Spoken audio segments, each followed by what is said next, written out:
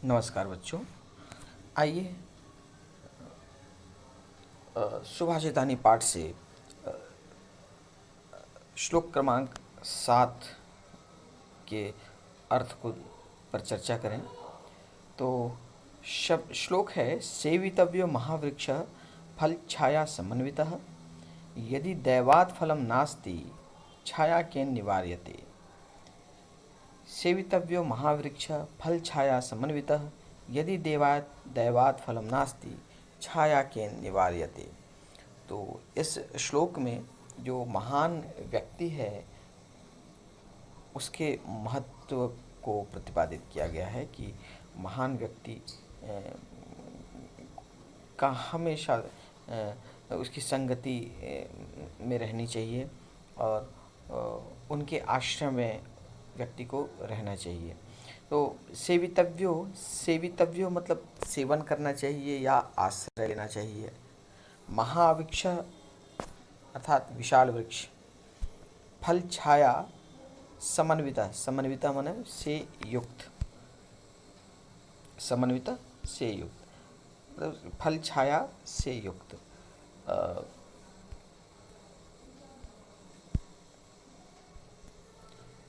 दैव का अर्थ होता है भाग्य।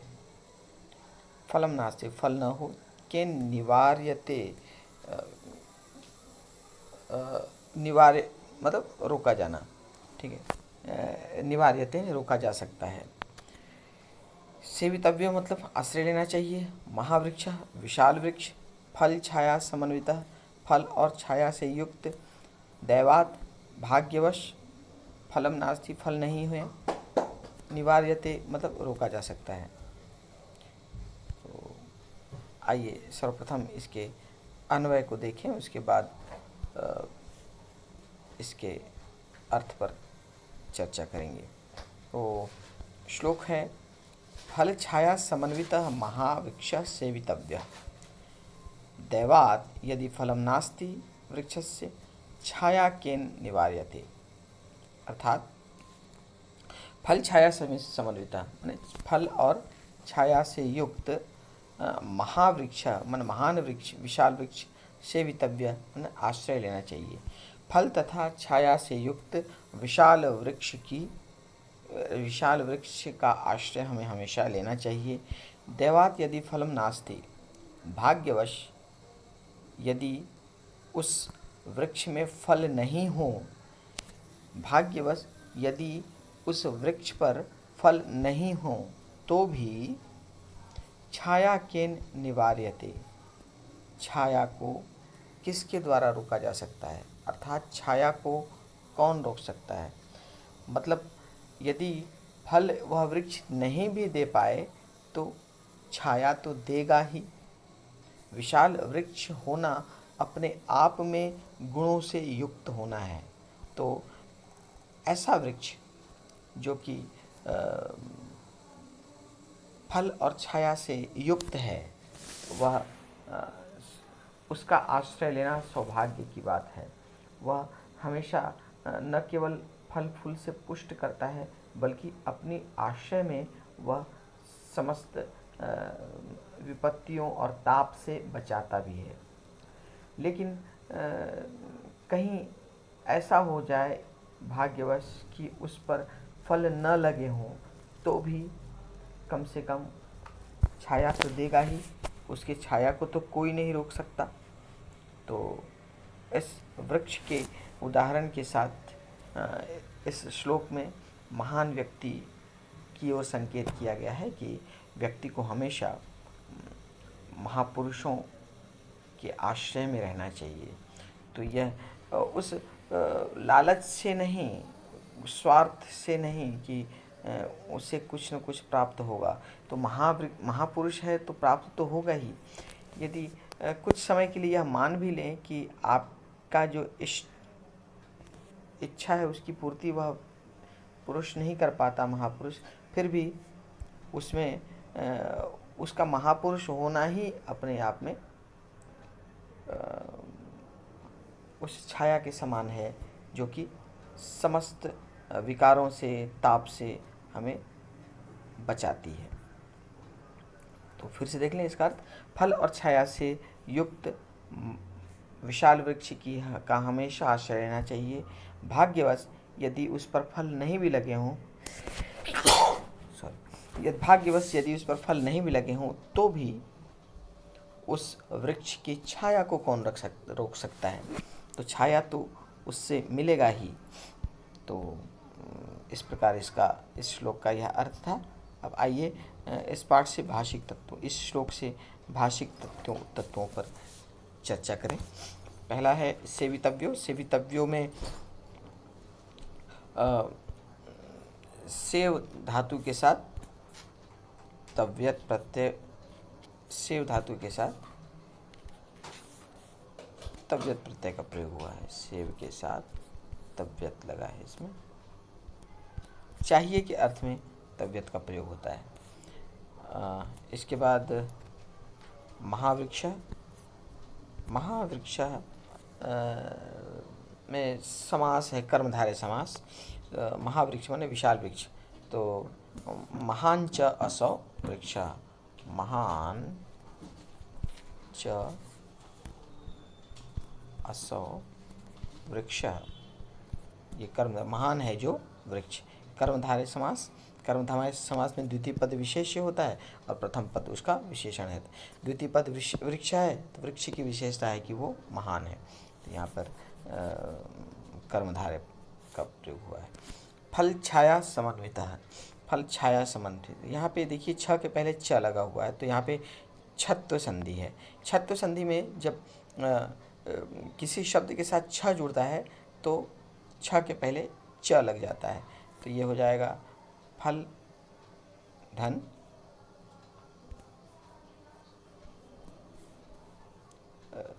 ये हुआ है फल धन छाया, मिलके बना फल छाया। इसमें च का आगम हो जाता है यदि छ के साथ जुड़ता है शब्द। तो यहाँ पे व्यंजन संधि है। यदि दैवात, दैवात देव का मतलब भगवान होता है और जहाँ मात्रा ए की हो जाए तो उसका अर्थ होता है भाग्य। तो देव मतलब भगवान और दैव का मतलब होता है भाग्य। तो दैवात का अर्थ होता है भाग्यवश, भाग्यवश। फलम नास्ति, फलम माने फल, नास्ति, नास्ति में दीर्घ स्वर संधि है, न के साथ अस्थि मिलकर बना है नास्ति। केन केन माने किसके द्वारा, निवारित माने रोका जा सकता है। तो इस प्रकार इसके अर्थ को देखा हमने। मुझे विश्वास है कि इसका अर्थ आप लोगों को समझ में आ गया होगा। अब बढ़ते हैं अगले श्लोक की तरफ। अगला श्लोक,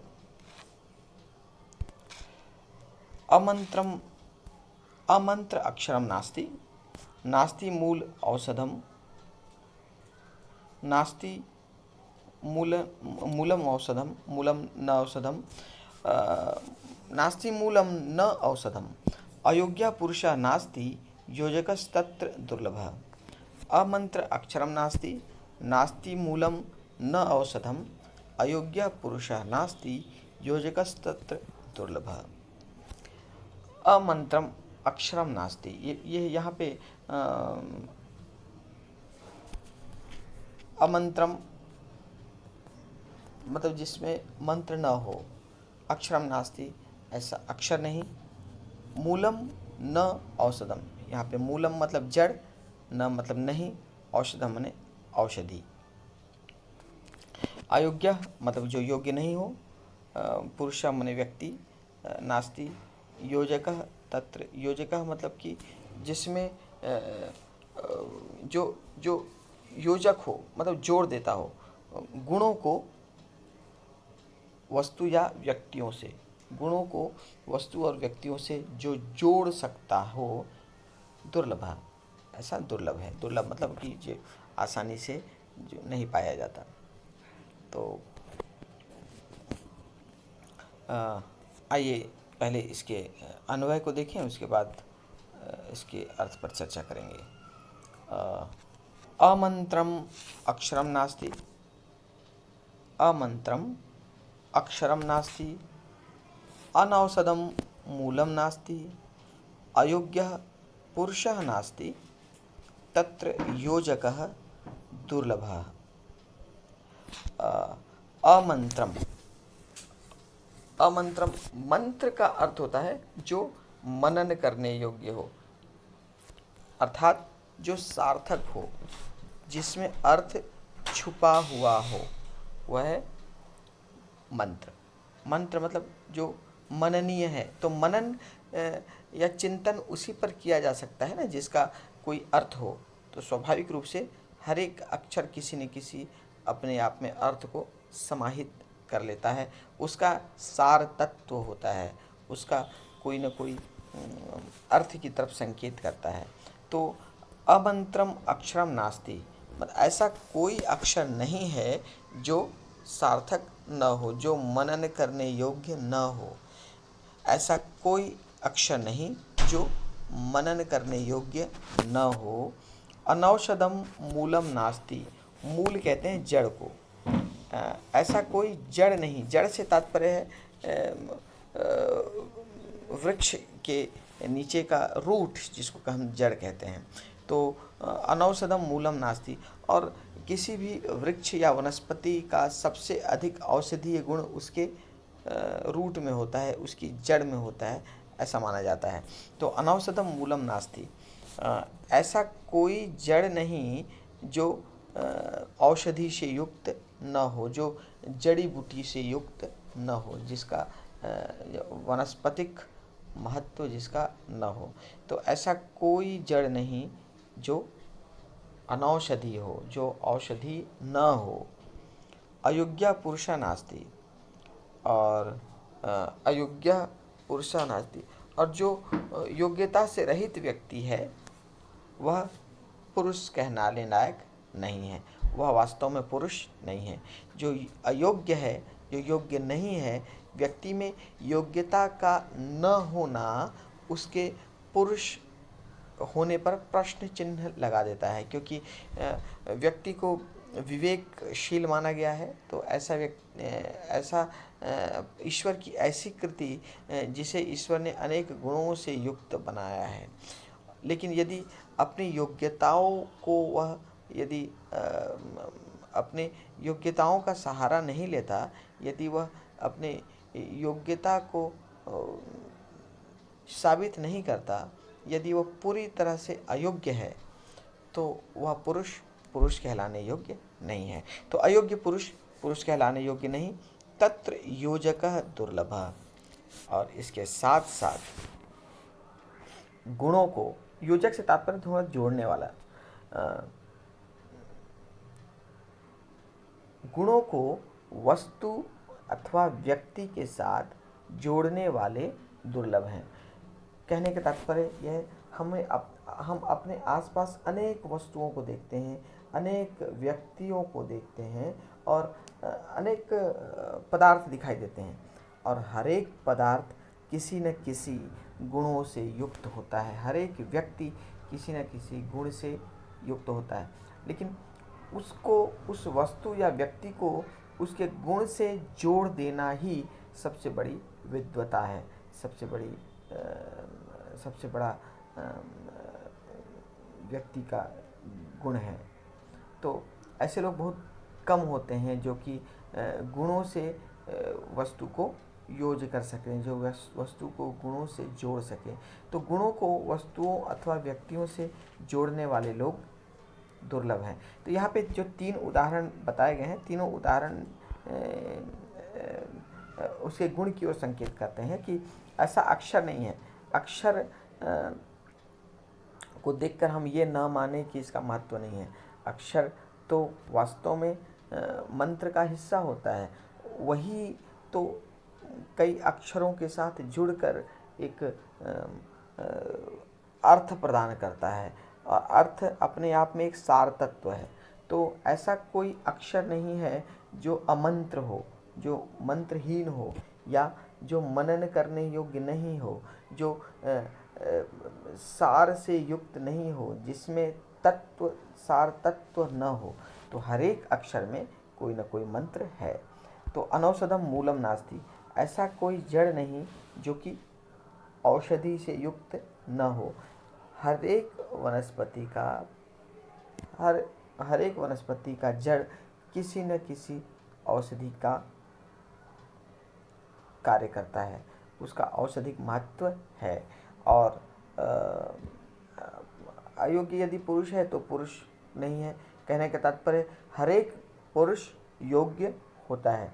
तो हम योग्यता का पैमाना चाहे जो भी मान ले, मापदंड जो भी मान ले, लेकिन ईश्वर की जो रचना है मनुष्य, वह अपने आप में परिपूर्ण है और पुरुष किसी न किसी गुण से युक्त होता है, किसी न किसी योग्यता से युक्त होता है। तो इन तीनों उदाहरण में जोड़ा गया है गुण से व्यक्ति। यहाँ पे मंत्र होने को अर्थ अक्षर से जोड़ा गया है, दूसरे उदाहरण में जड़ को औषधि से जोड़ा गया है, और तीसरे उदाहरण में योग्यता को पुरुष से जोड़ा गया है। और इनको जोड़ने वाला जो कि गुण को व्यक्ति से जोड़ दे, वो दुर्लभ है। वह काम वही करता है जो मनीषी होते हैं, जो विद्वान होते हैं या महापुरुष होते हैं, जो कि व्यक्ति के दुर्गुणों को नहीं, गुणों को उससे जोड़ सकें। तो अर्थ मुझे उम्मीद है समझ आ गया होगा। आइए अब इसके भाषिक तत्वों पर चर्चा करें। अमंत्रम अक्षरम नास्ति, यहाँ पे अमंत्रम यहाँ पिछले श्लोक में हमने चर्चा की थी नई तत्पुरुष की। नई तत्पुरुष से जहाँ अयोग्य जो अ लग कर उसका अर्थ जब निगेटिव हो जाता है, निषेधात्मक हो जाता है, तो वहाँ पर नई तत्पुरुष होता है। तो ये अमंत्रम का अर्थ होता है न मंत्रम, अमंत्रम न मंत्रम नई तत्पुरुष। ये हो गया।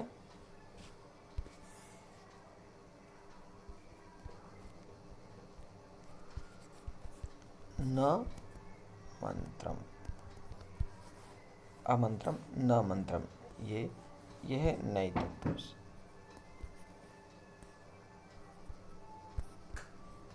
नई तत्पुरुष का उदाहरण है। एक और शब्द है अयोग्य। अयोग्य में भी नई तत्पुरुष है, तो इसका विग्रह होगा न योग्य अयोग्य। इसके बाद नास्ति, नास्ति में अच्छा अमंत्रम अक्षरम नास्ति, तो अमंत्रम के साथ अक्षरम मिलके बन गया अमंत्रम अक्षरम। तो यहाँ पे म के साथ अ मिलकर म पूरा हो गया है, तो यहाँ पे संयोग है। नास्ति, नास्ति में दीर्घ स्वर संधि है, न के साथ अस्ति मिलकर नास्ति। मूलम, मूलम नौषधम, तो यहाँ मूलम, मूलम अनौषधम, मूलम के म के साथ अनौषधम का अ मिलकर बना है, म पूरा हो गया। तो यहाँ भी संयोग है। उसी प्रकार योजकस्तत्र, योजकस्तत्र, यहाँ पे योजकः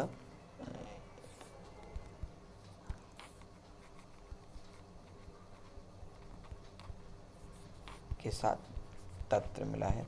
विसर्ग के साथ जब त जुड़ता है तो विसर्ग का सत्व हो जाता है। तो विसर्ग के साथ त जुड़ने की स्थिति में दंत स हो गया है। त के साथ जुड़ता है तो दंत स हो जाता है। योजकस्तत्र दुर्लभ, दुर्लभ मतलब जो आसानी से जो सुलभ ना हो, जो सुलभ ना हो वह दुर्लभ। तो इस प्रकार इस श्लोक का अर्थ आप लोग को भली भांति समझ में आ गया होगा, ऐसी मेरी आशा है। मिलते हैं अगली क्लास में शेष 2 श्लोकों के साथ। नमस्कार।